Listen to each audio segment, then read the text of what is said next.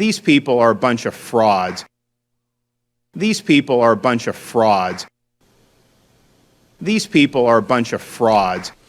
Welcome back, America. Frauds. Ron DeSantis speaking truth to power about public health authorities yesterday. Governor Christie, who used to do the same thing when he was presiding over the Garden State, joins me now. Governor Christie, I love stuff like that when people are just direct. You think Ron DeSantis is right? Yeah, I think he is. And look, I think, the problem is, Hugh, that too many people acted like they knew everything when they were really walking around the dark room with COVID. And we should have had people admitting that instead of saying things that were definitive when we were working in far from a definitive world. I just think Americans are looking for blunt talk about screw-ups in the past and the future. Governor, before we get to the elections on Tuesday, I got two things to ask you about. First of all, Andres Jimenez is hitting 298 and is an all-star. Ahmed Rosario is hitting 293 and is a great shortstop. We got Josh Wolf and Isaiah Green lighting up A-ball, and you got Frankie Lindor for 10 years hitting 260. How about that deal? I still like it. Hugh. We'll take it. Frankie Lindor's having a good year this year. 19 home runs, 74 RBIs, good OPS, and great defensive shortstop. You got some good players, and we got a good player, so everybody wins. All right. Now I want to turn over to a different sports topic, Deshaun Watson. I'm asking you this because you were a prosecutor, and because you might have been in front of Judge Sue Robinson. She was in Delaware. I don't know if you know Sue Robinson or not. I do not. She hands down a decision, 6-game suspension. I'm not taking an opinion on this until everything is done. But first of all, she talks about nonviolent sexual assault. Have you ever heard of such a thing? No.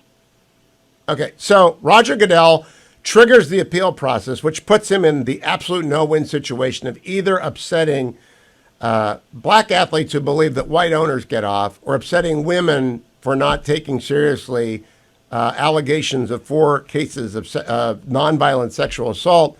But there was no prosecutorial process for Deshaun Watson. I'm really conflicted about this whole thing. What do you think about it? What I think about it is that Roger Goodell has used, as you said, has put himself by appealing this now in an impossible position. Because quite frankly, I think the suspension and fine and penalties he just gave to the Miami Dolphins are laughable when you read that, in fact, the owner of the Dolphins did say in front of a number of people that we'd be better off losing games than we would be winning games. That people testified. He said that to the coach. Now they're saying, well, he didn't really mean it. I mean, and he's suspended till mid-October. Now, are you going to – that affects the integrity of the game in a significant way. And if he's going to give now to Deshaun Watson a much sterner suspension, which you have to believe that that's what's now going to happen, then if I were the black athlete, I would say that there are 2 different standards, one for the people who play the game and one for the people who profit from the game. And I think it's a real concern. I think that I didn't quite understand her, as I said to you, her characterization of nonviolent sexual assault. But in the end, too, there's got to be some sense of equity, and that's why I think the NFL should not have appealed. They're going to put this person in a position to make these judgments. Sometimes you're going to agree, sometimes you're going to disagree. But by appealing, Roger Goodell has now put his own judgment regarding Steve Ross into the crosshairs as well. And you got to go back to Brian Kraft and the massage parlor. You got to go back. Look, it's just been screwy disciplinary decisions forever, but this is pretty egregious conduct. That's what Judge Robinson found. 6 games, and maybe Goodell comes in and says, I'm upholding her sentence because I want people to believe in the CBA, the collective bargaining agreement. But if he does anything else, honest to goodness, I don't know how he's survived in this league except by doing whatever the owners tell him to do. Well, that's exactly what everyone's going to think. And when you compare what's happening to Steve Ross versus what's happening potentially to Deshaun Watson, I don't know how you justify that as the commissioner. Your job is to uphold the integrity of the sport. Now, both the conduct of Watson and the conduct of Ross impact the integrity of the sport. But how you could say that Ross is going to be significantly less of a blotch on the league than Watson's would be if you increased that penalty. And also, you completely undercut Judge Robinson. So what do you have her there for if you're going to do that? And one more round on this, Governor, because Roger Goodell's been hating on the Browns forever. He destroyed Josh Gordon's career over smoking dope. And, I mean, the guy was out for 60 games. He comes back periodically. It's haphazard. It's stupid. The NFL has communicated stupidly, protect the shield for years. They had a bunch of Democrats advising them. Is it time for Goodell to step aside? I mean, he's really got a record that's not defensible now. Well, I tell you this, Hugh. I'm very closely watching what he does with Watson to determine that, because you negotiate a CBA that puts a judge in charge of these kind of decisions.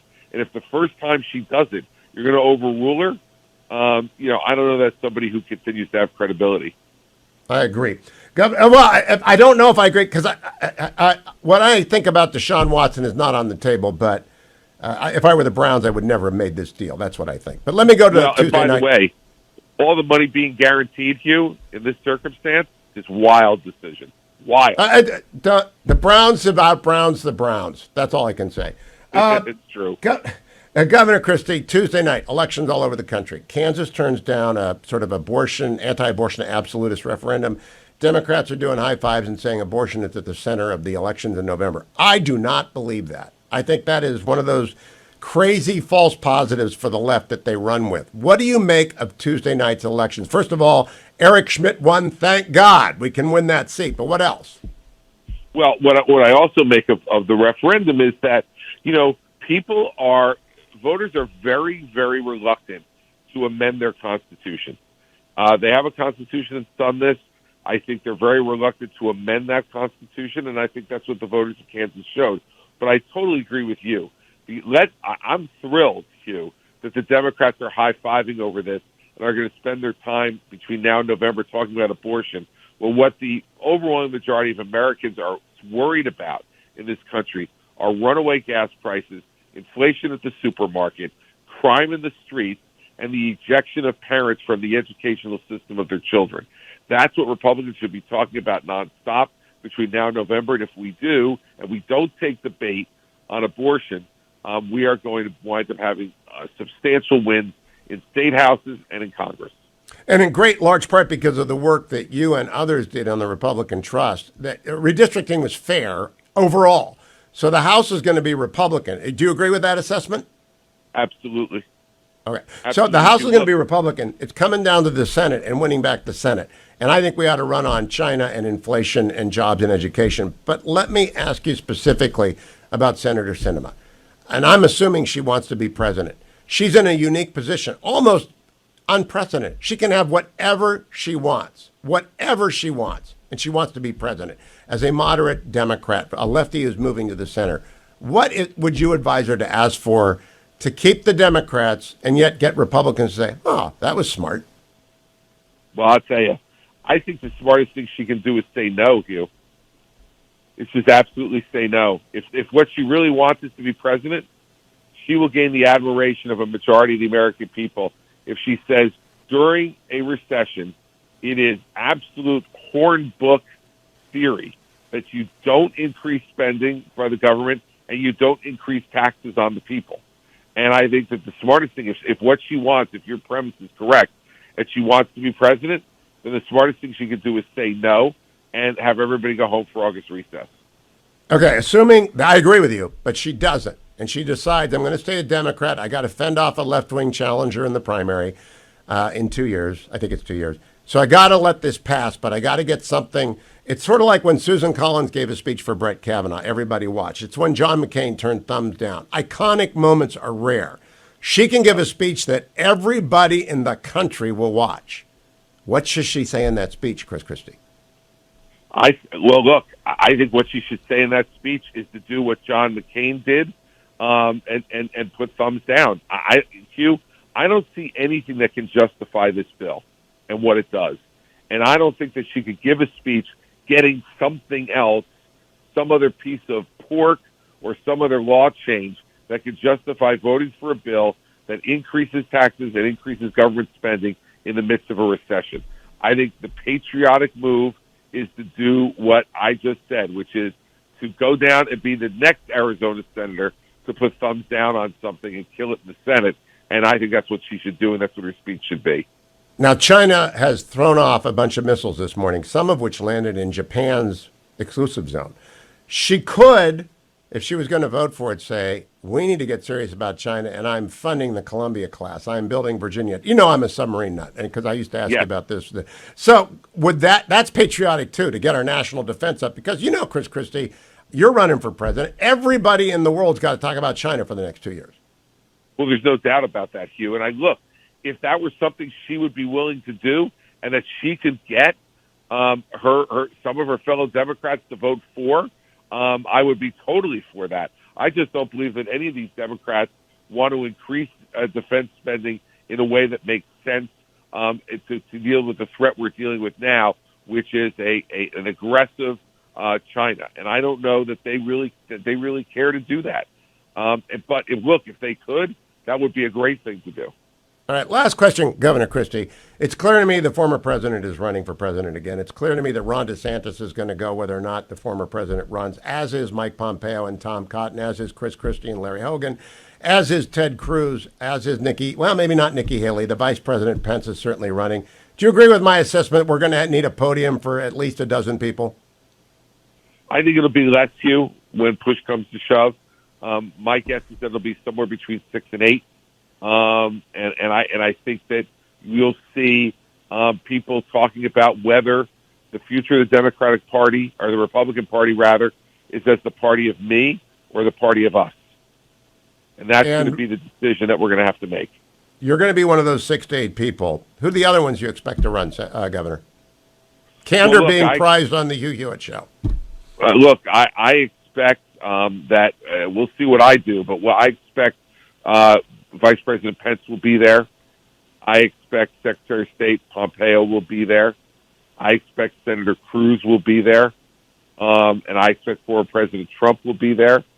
And I expect that current Senator Tom Cotton will probably be there. Beyond that, I'm less convinced of anybody else. That's good. And so when should those conversations begin? I would like the debates to start in December and have one a month or one every 2 weeks. Look, I think that would be great. I think that the appropriate time to start would probably be January of 23, and let's have a full year of conversation amongst candidates before we start voting in Iowa and New Hampshire in the early part of 24. Boy, would that be great for the party. Don't you think? That would be great for the Republican Party. It would be fabulous for the Republican Party and for the country. And as long as everybody was asked hard questions and follow-ups, so that everybody is grabbed by the lapels and having to give answers and not just platitudes. Now, who does that better than me, Governor? Nobody, Hugh. All right, thank you. Look, get it off of those mainstream networks, Hugh, and let's get some real questions and real answers and free-flowing debate so the American people can see how the next president thinks. 100%. Chris Christie, thank you. Great comments on Deshaun Watson, by the way. We're going to type that up and put that out there because that's some serious, serious stuff. Thank you, Governor Chris Christie. Thank you all for supporting Relief Factor. I went long, and so I'm just telling you now, Relief Factor keeps me on the air and keeps the pain away from your joints, your knees, and all that stuff. Go and get your ReliefFactor.com today, $19.95. I went a little bit long and into the Relief Factor pitch, but I'm sure they understand we were making some news there. Stay tuned.